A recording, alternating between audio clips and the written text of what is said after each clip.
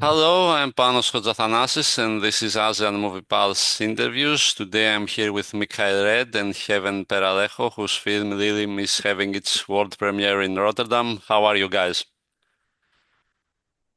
Great, doing great. I'm preparing for the trip to Rotterdam. So Uh-huh. Okay, good. Heaven, everything okay? Yes, everything's good. Actually packing for Rotterdam's Rotterdam Festival. Okay, good. So first question for you, Mikhail. Okay, your father Raymond is cinematographer. Your brother Nicholas is in charge of co-writer and editor. And so, how is ex this experience working with so much family in one movie? yeah, it's the first time we're collaborating, all three of us. I've been in some of the film sets of my father in the past. I think Manila Skies. I was there, the behind the scenes camera. Hmm. With my brother Nikos, I worked with him in so many films already as a co-editor or co-writer.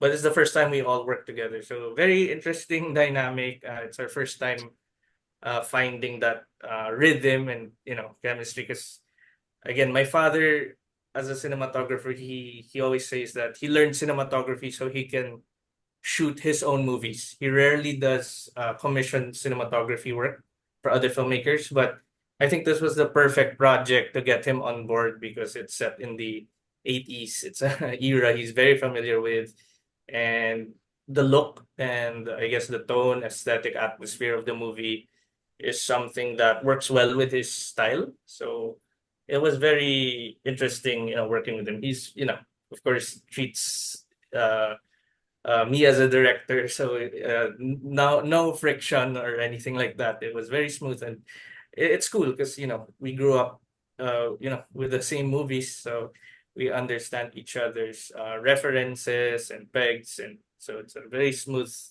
process. And well, I would do it again. Yeah, okay. So And your father understands that you are the boss, right? yeah, yeah. Okay. Also, very interesting because in this film, because it's evolved, I'm also a producer in the film, so it's a different dynamic this time. So, but we didn't go over budget, not so much, so we're happy. Okay. We're happy with the results. Hmm. And Heaven, how did you feel working in a family movie, essentially family production, I guess? It was actually an honor to be working with them alongside them because they're very known when it comes to show business, to this industry. And so I was just really glad to be working with them.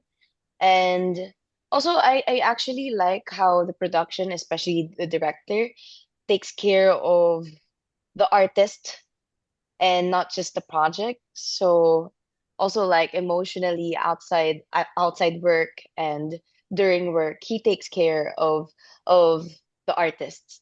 So I love it. Okay. And tell me a bit about your character, Risa. How would you describe her, let's say? How I would describe Isa, the reason I actually accepted this project was there are like three or two reasons. First reason was, of course, working with Direct Red Hmm. is actually one of my dreams. And the second was I when I read the script regarding Isa, I actually I think that all the decisions she made during the whole scenario, the whole movie, it's something that I would also do.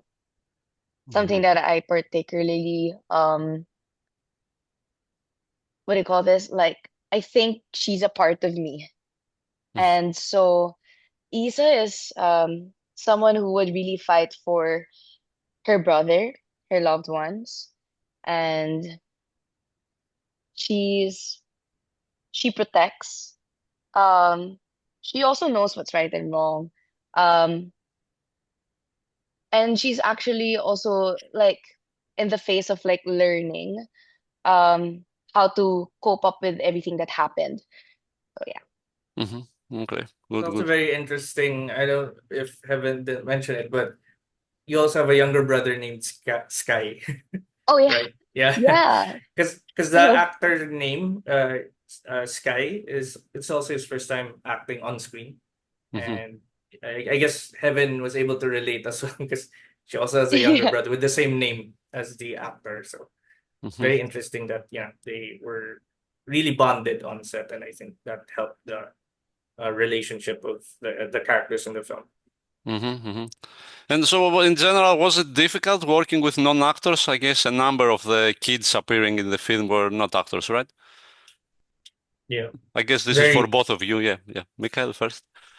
Yeah, it is challenging. You know, most of them we had auditions for them, and like even in my previous films, I always do that. You know, I like the contrast of working with very seasoned and known actors like Heaven, who's been so many feature films and series already. Also, one of the top stars in Viva, and new actors. You know, the kids. Also, I think it's my first time working with a lot of kids, so it's a different way of like communicating with them and motivating them.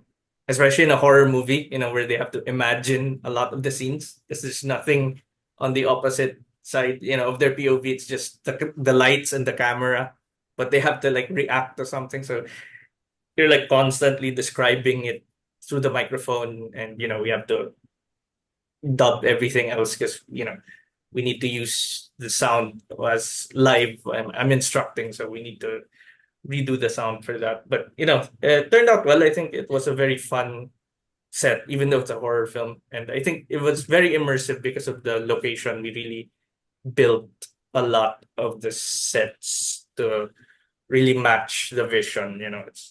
Some more locations, but we changed the interiors of it. So I think that helped. Hmm. Hmm. In Heaven, how was your working with non-actors? How was the experience? Were you a big Well, sister kind of type in the shooting or no? yeah, actually, because I have a brother also at the same age. And so I actually know how to like connect with my brother on set. And so I try to make him feel comfortable, and yeah, it was actually fun.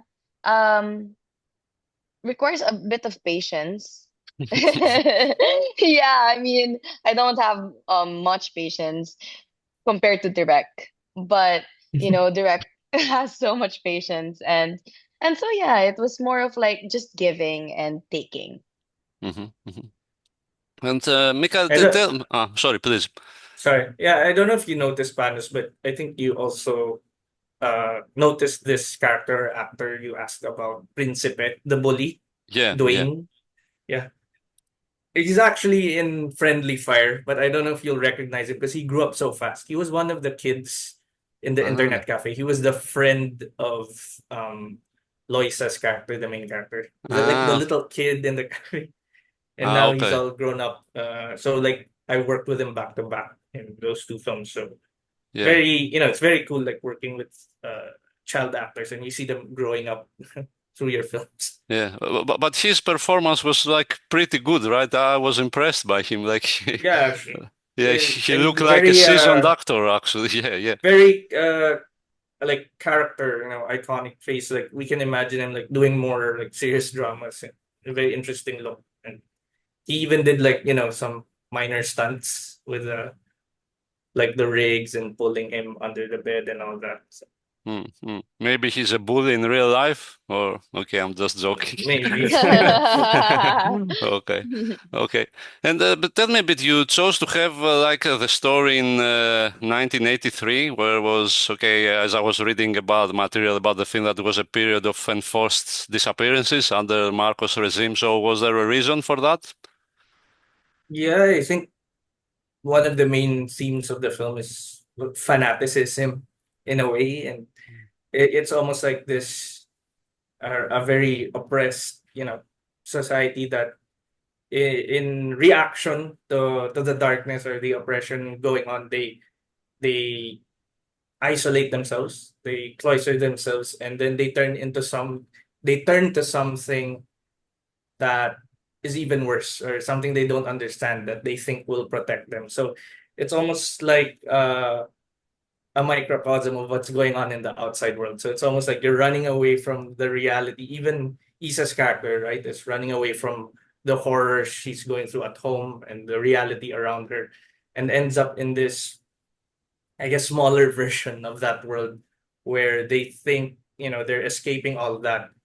But then within their own, little society, you see how it all breaks down and, they turn to evil, I guess, as a way to like find meaning and protect themselves. So I like the idea of that where it kind of echoes what's going on outside. Like you kind of feel the darkness going on outside, but here in this secluded society, it's even more sinister. So it's and in a way it's a very classic, almost gothic type of horror, almost like a dark fantasy or a nightmare. There's that feeling to it where you're just following Isa going to this strange world.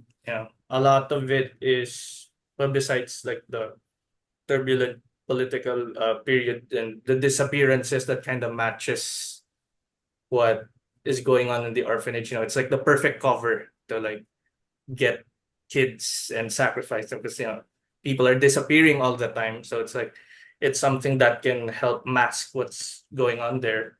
But besides that, I also like the idea, I guess, the atmosphere and the tone, the influences of a lot of these dark Japanese horror games that I also used to play. If you think of like Fatal Frame or Silent Hill or Rule of Rose, there's this almost like a dark Alice in Wonderland feeling to it, where you follow this girl escaping the real world, finding uh, peace at first, and in this secluded world, and then it has its own mechanics and lore and dark history. So I like the idea of that. So I guess that's like the general seed of the idea of Lilim.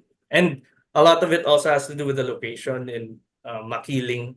And I guess that's one of the reasons I also like to work with my dad in this project is he grew up there. And there's like a secluded government-run art school there in Makiling, High School for the Arts. And so growing up in that forest, like a school, a boarding school in the forest, he has a lot of these like stories he used to tell me as a kid. I don't know if they're true, but there's like a lot of mystical lore there, Maria Makiling and all the diwatas and the aswangs in the area. So like all of those mythos kind of also influenced, like the story that I wanted to tell. And we set it there and we shot in the forest, the actual forest there. If you remember the scene where Heaven, loses her brother and all that. Yeah. That's like the actual location. Okay. And Heaven, this is like a different role for you, right? That horror slasher, you holding a rifle as we see in the poster behind Mick here. So how was it the experience playing such a different role, Um, let's say?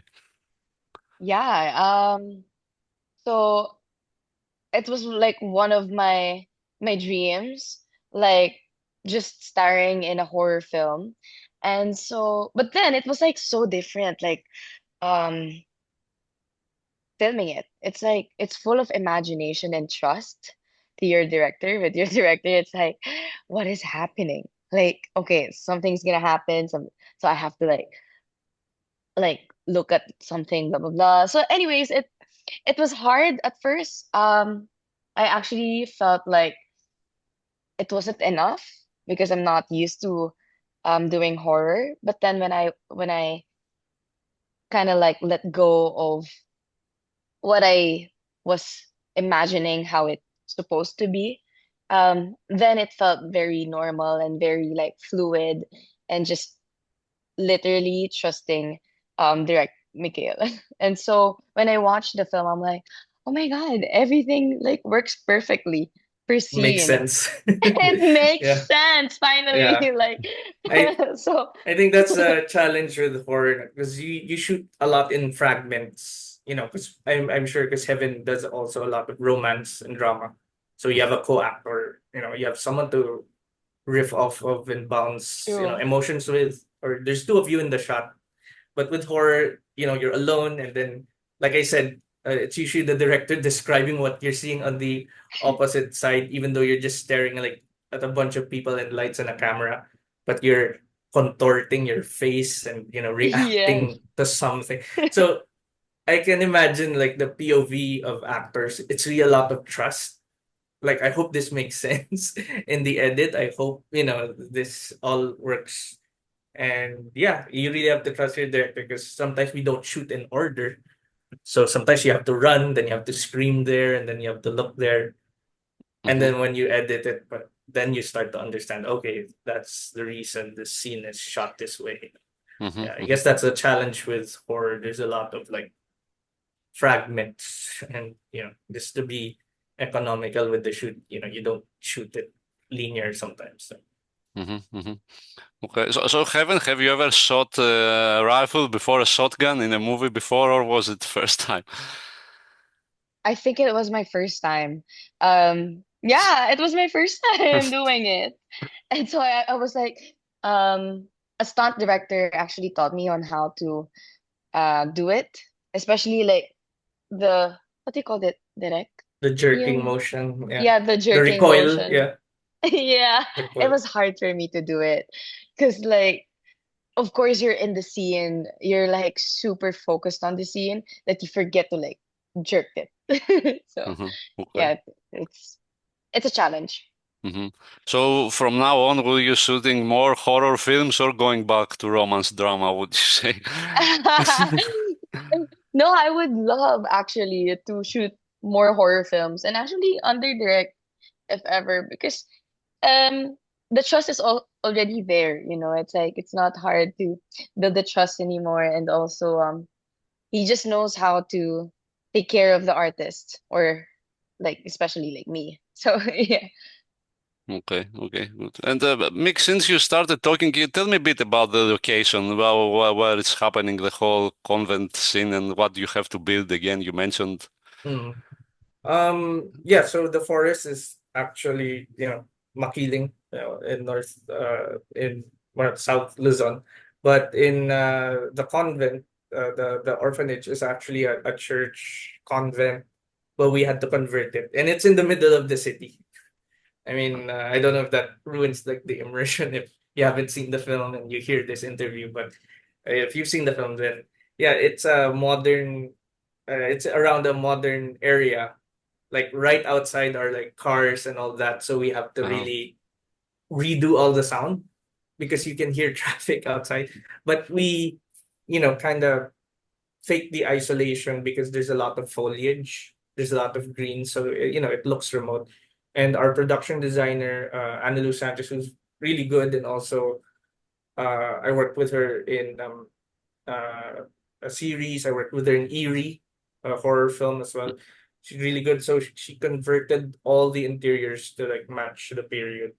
So, and we were only allowed to shoot on certain floors. So it's very funny because if you walk through the set, the ground floor is still being used. There's events, and sometimes there's like a retreat going on. Like there Mm. are Yeah. tourists, and then Oh. they would accidentally walk into our horror set.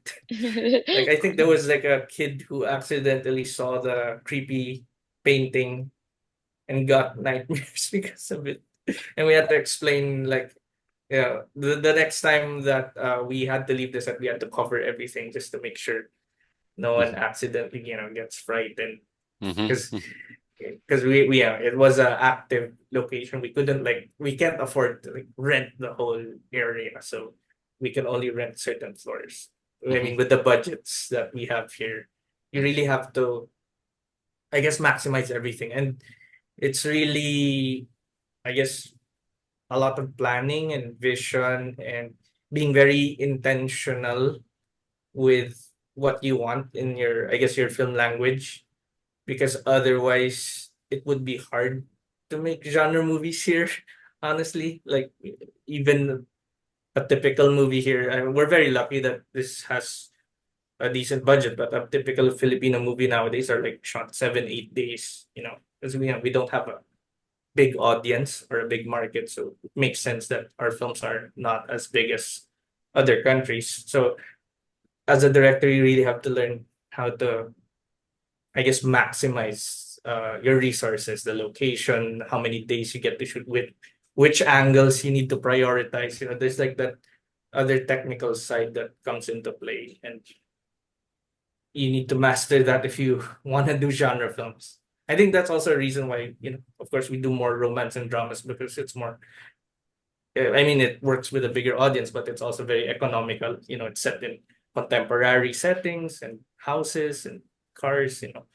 But if you try to do something like a horror period film, you really have to know your shots, I guess, and cheat locations, but make it look authentic. I mean, try your best to make it look authentic.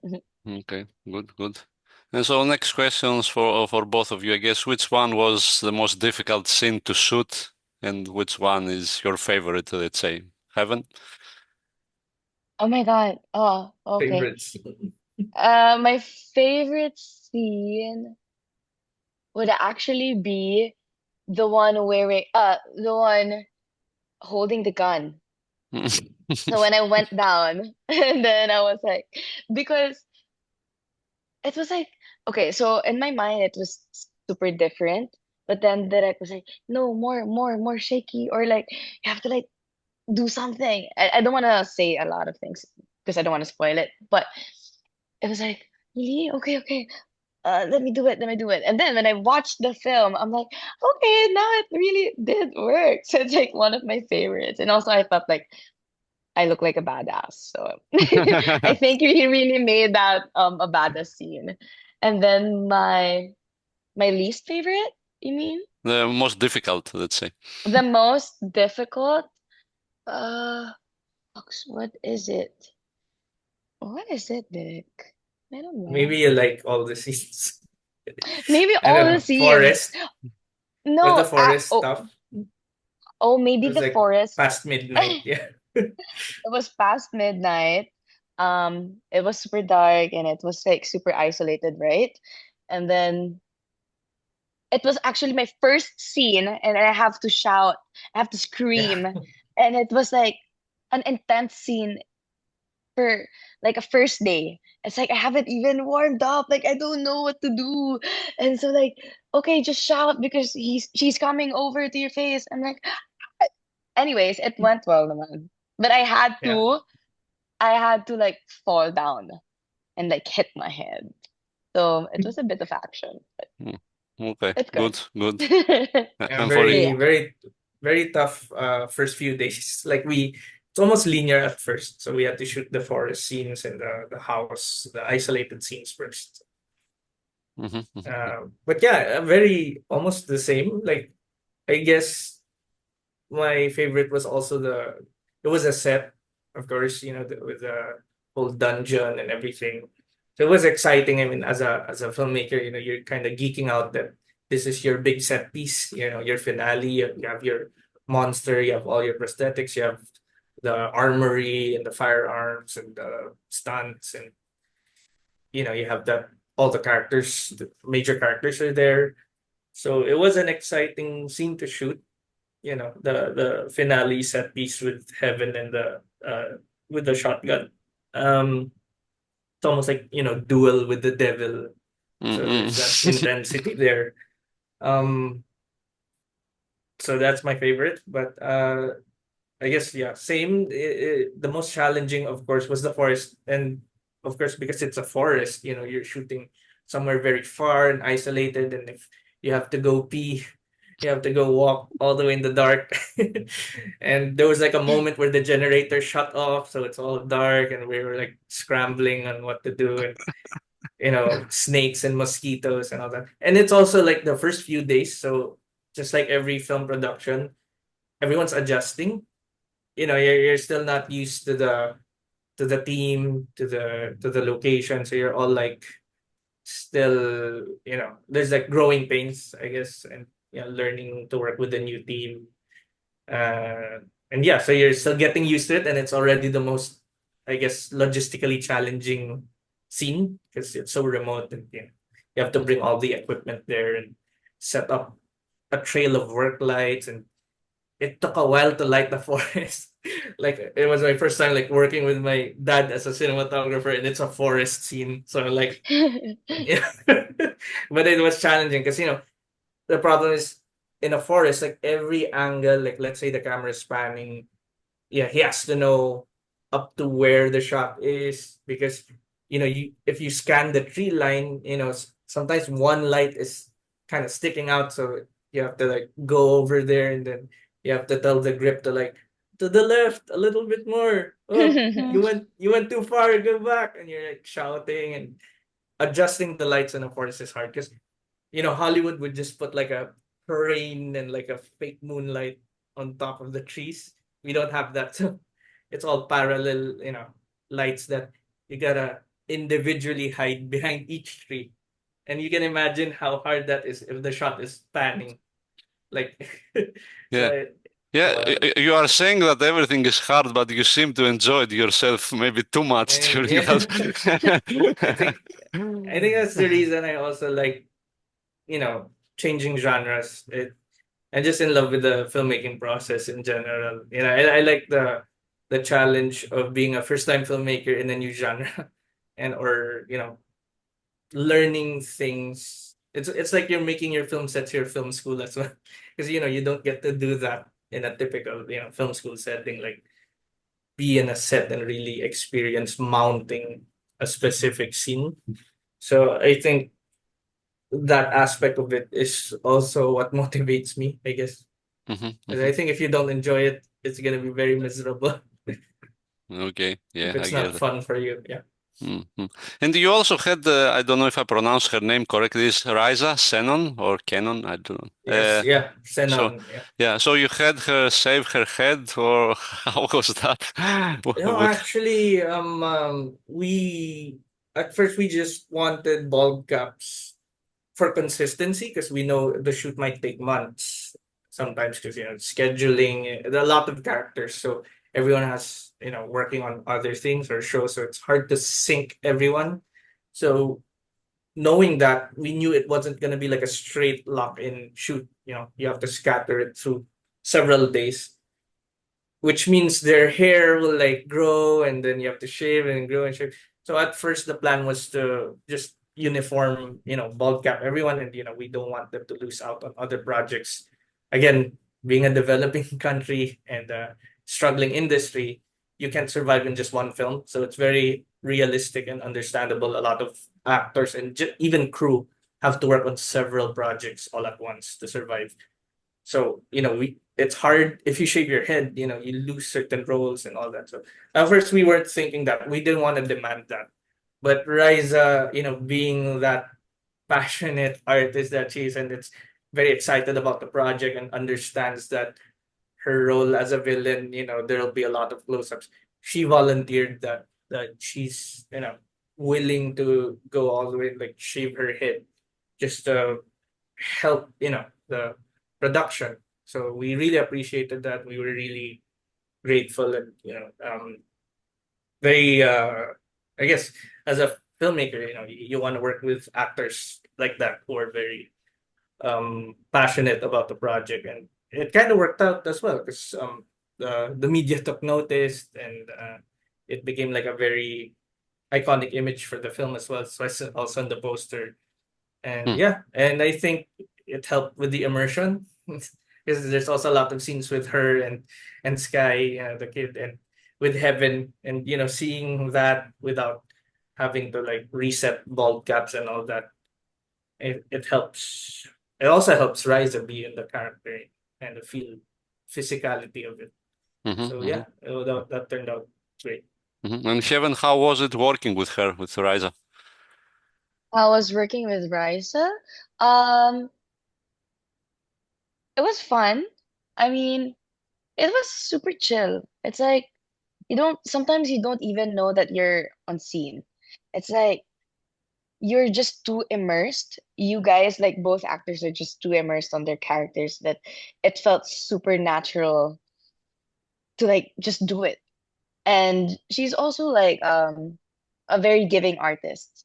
So so she helps, and yeah, she tries to like push me. So that's good. Okay, good. And I guess last question, can you tell me what are you working on next? I guess this has not even premiered yet, but I'm sure you have some plans moving forward. Haven't? Oh, I'm now doing a series, a TV series. It's called Lumuhod Ka sa Lupa. It's showing on TV5, and also we're about to shoot another university series on Viva One. So yeah. And Mick? I think you're working with a lot of your co-stars in the show, in the Sorry, what? TV5 show, right? You're working with a lot of the co-stars, Oh yeah. like So Mon, yeah, Mon Confiado yeah. and Sorry. Ryza. Yeah. Yeah, so the series that I'm working on right now, they were there actually. Mon Confiado, the Mm-hmm. policeman in the movie, and Ryza Cenon. So the three of us are also in the series. And oh, Okay. Yeah. Good. oh, I think my internet died or something. Yeah. Okay. Yeah, you're lagging a bit. Yeah. Okay, That's okay. take it away, Derek. Okay. Yeah. Yeah, and you, Mick? Next projects? Yeah, like I mentioned earlier, like we're as Evolve Studios, we're producing my younger brother's Nicholas Red debut feature, Post House, which was already in a few project markets and labs in BFAN and Udine. And now we start production hopefully March. And then we also have a few more festivals for Lilim and then a theatrical release in the summer in the Philippines. Friendly Fire is out on Netflix, but I think in certain regions in Asia. Mm-hmm. And might work on a sci-fi thriller next, but that's later in the year. Okay, good. All right. Thank you very much for your time. Thank you, Panos. Good luck with the premiere in Rotterdam, Thank and you. hope to see You you you in a won't festival somewhere. you won't be there in Rotterdam this year, no? Yeah, no, not this year. Yeah. Not this year. Okay. But